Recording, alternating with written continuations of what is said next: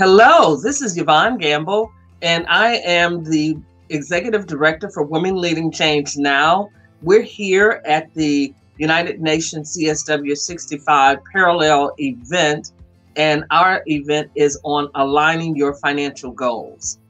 I'm here today with my guest Danielle Bengango, and she's going to talk to you about just how this pandemic has impacted her working out in the world and her economic growth. And then I think maybe she'll have something that she wants to share with us as for some of the things that she's going to be doing in the future, because most certainly this pandemic has changed the way that women work. And as you know, with the sustainable goals, we want to make certain that we are able to continue and sustain.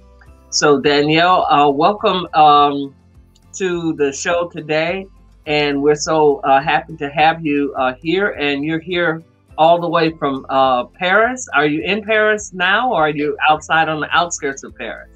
Yes, good evening, Yvonne. I'm Danielle. I'm from Cameroon. I'm thrilled to join this event, and I'm talking to you from France, exactly Nancy, a city nearby Paris. Oh, okay.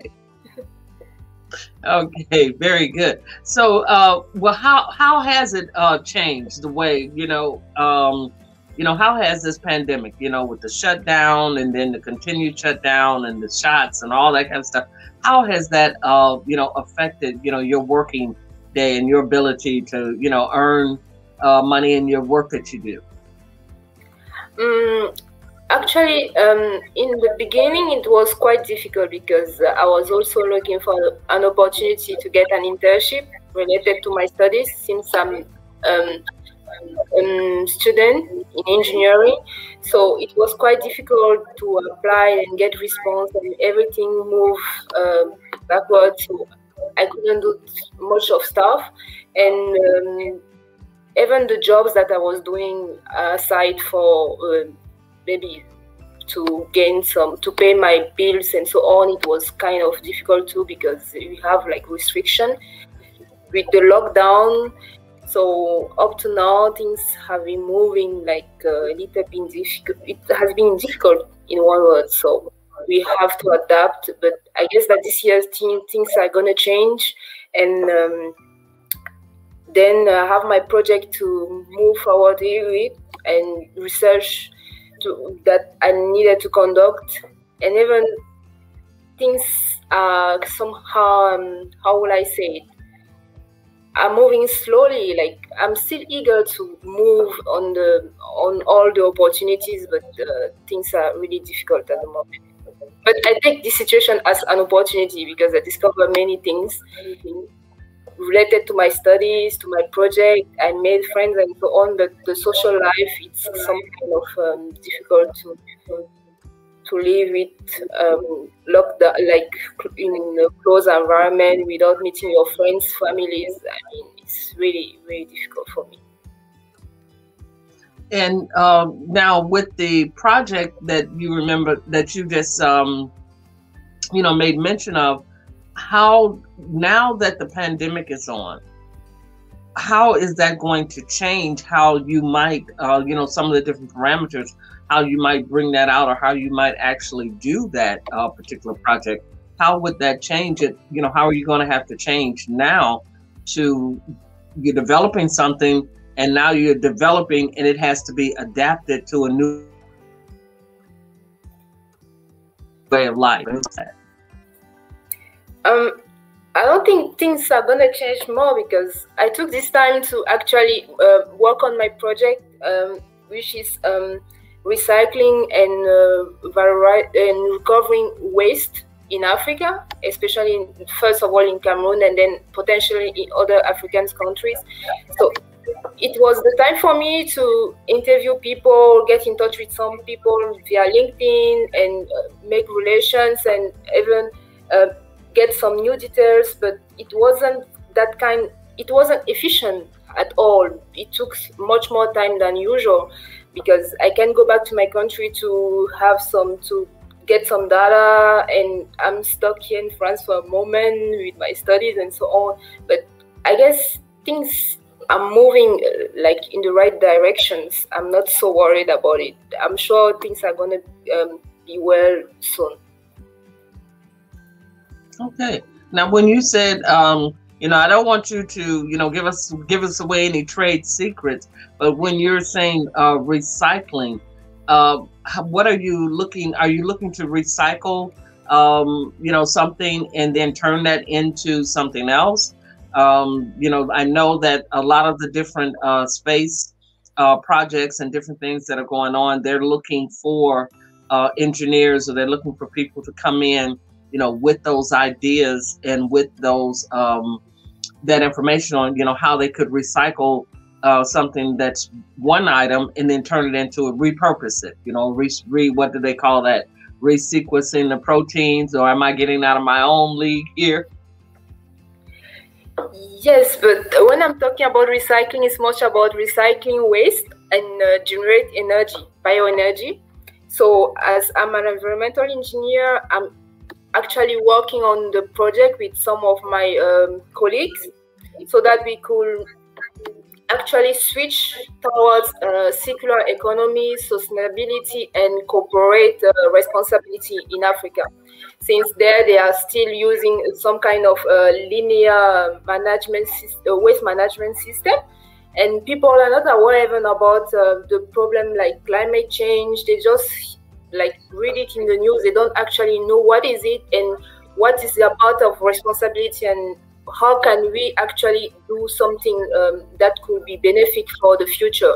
So I want to raise awareness there. I want to actually reduce the problem related to the waste, actually, because there are sanitation issue, public health issue, and so on. I mean, it's the worst things. The current situation is going worse.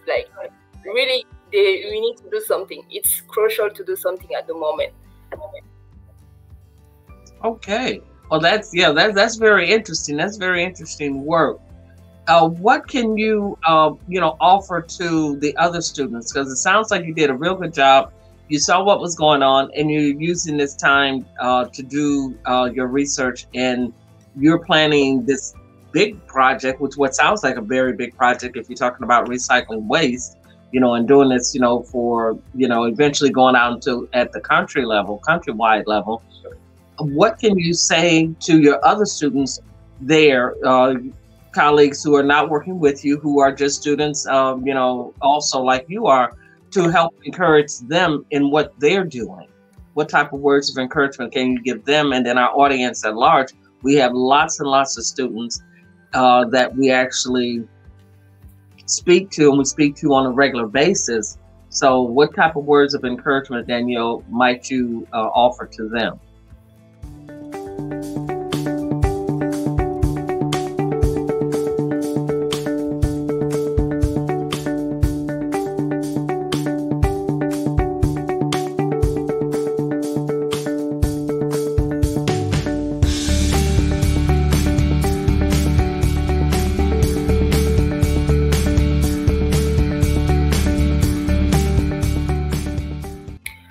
Well, I will tell them that thanks to this pandemic, we kind of get the opportunity to talk about some subject. You cannot see it like an obstacle, because it's an opportunity to move forward a better future and do stuff that we weren't able to do. And I guess you might find a way, no matter the difficulties, to move to a better, to move on, to do stuff that you really like, and that's it. I don't see it like an obstacle. This is the right time, the right moment. Move on. And I'm with you on that. You're absolutely right, because I mean, this what it did was, in my view, this was probably, I would say, the best of times, the worst of times. This is truly one of those moments when you have the best of times and the worst of times happening all, simultaneously. And I feel like it has leveled the playing field to the point where everybody is starting from ground zero. and having to rethink and repurpose and redo, what they're doing. And I'm very appreciative, of the work that you are doing there.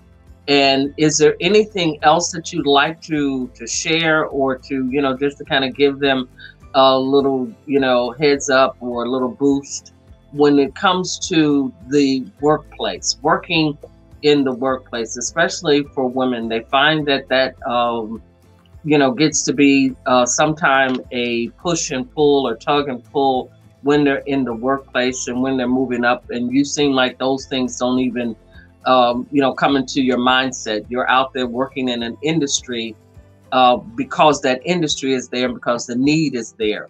So how can you help to encourage people who seem to, kind of get wrapped around a place and not around what the purpose of what they're doing? The first thing that I learned so far this year is that you might have a vision. When you have the vision, you set your goals, and no matter what happens around you, remember that you are the best so far. So work on, have your target, and then surround yourself with the right people. That's it. That's how actually met, I guess. So that's the thing. You can be a woman or a man. You are equal. I mean, for me, we are equal. We have the same ability and capacity. So just do your part and do it well. And that's it. Okay. I like that. That is a different approach. You're absolutely right. We're equal. And when we stop seeing ourselves, one of the things that I can hear in what Danielle is saying, and that is we're, because of the fact that we are equal and you have the same capabilities, then you need to operate and you need to work in those capabilities and not look, look forward, not look to the left or look to the right, but look forward and keep your mind focus on what needs to be done and what you need to be doing and how you can make it better, with what you do. Yes. Did you? Excellent. So are they going to, have the big race there in Paris, the big foot race, the marathon? Not the marathon. The marathon I know is huge, but the biking, the Tour de France. Are they saying anything about whether or not that's actually going to take place this year? I'm actually a French guy here. Maybe I should ask him because I'm not much more. I'm not, because of the COVID situation, I'm not much more on the news so on. Like, I just open what I need to see and then close on. What about the Tour of France? Do you think it's going to take place here in Paris again, in France? The Tour de France? Yes, of course, it's very close to. Yeah, yes, he's saying that yes, it includes this year. They are going to do it this year. Okay, excellent. Well, that's good. Certain things, He's not sure. Not totally sure. He said he's not totally sure, by the way. Okay. Well, that's very good to hear. That's encouraging.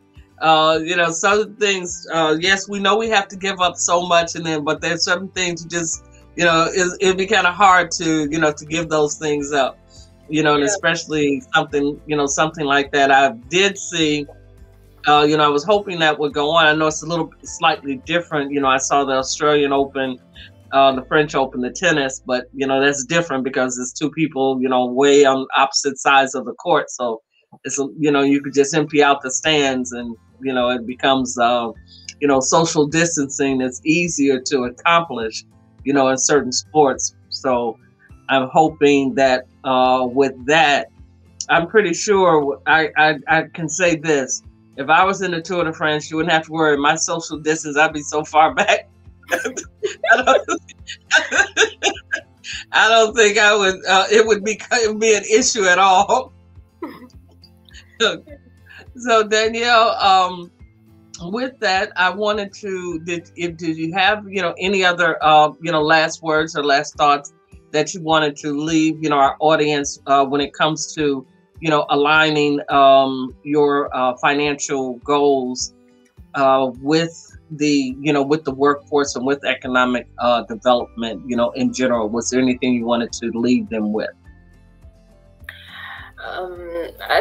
Nothing so far, because I'm not also a specialist of this area, so I cannot develop this. So I'm sorry, I have nothing so far to add here.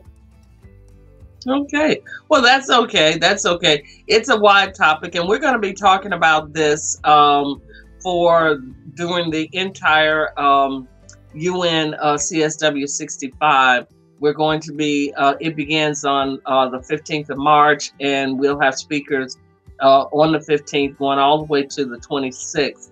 And then on the 18th of March, join the leaders as they actually will have a 90-minute class speaking specifically to the alignment of goals and how you can actually incorporate that, into your everyday work world, your business world, and most certainly, in the way you live. So okay. Thank you very much. And I want to thank again my guest, Danielle. You're welcome. Yago, for coming to us, all the way from France here and speaking with us, on this topic. And we look forward to hearing from her again. I'm sure we'll hear her name as she goes throughout Cameroon and then Africa with her waste recycling product. Thank you so much. Have a wonderful day, Danielle. Thank you. You're welcome. Bye-bye. Bye.